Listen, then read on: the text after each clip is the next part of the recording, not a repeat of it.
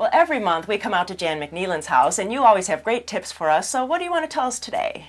Well, the time of year is to get those weeds taken care of. Don't give up on your summer weeds, and get rid of them and take care of them so that they don't go to seed and cause you havoc in the spring. That makes So don't total give sense. up on weeding, and don't give up on watering.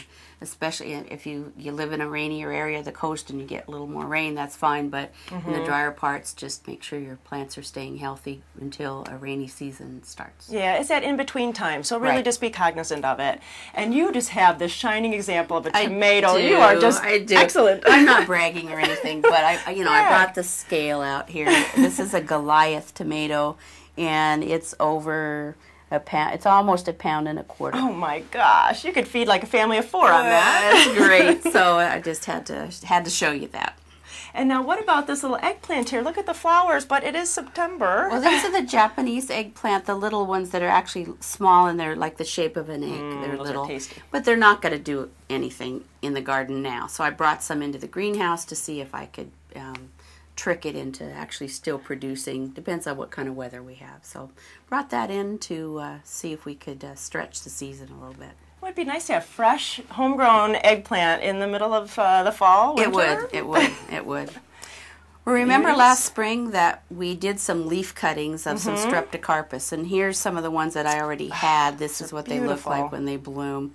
And these are the common ones, and those folks that do collections probably don't think these are too special, but for those of us who just love showy houseplants, this is a great one. So these are the ones I had.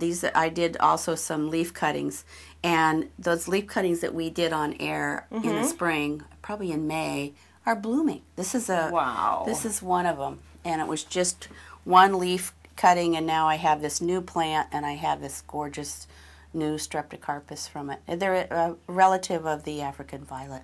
And it was such an easy thing. You know, we can go to the website and see that, go back to the archives, and you can see how Jan did that. And it's like, here's fruition of a bloom from a little cutting like Sure, that. and you can do it on a windowsill. You don't have to have a greenhouse, and you don't have to have anything too fancy. Right. What else do you have for us? I know you have some other Well, treasures. I'm going to switch over here to some lemongrass. I have a big pot of lemongrass, and you know, you could buy it in the store, but you can also grow it yourself.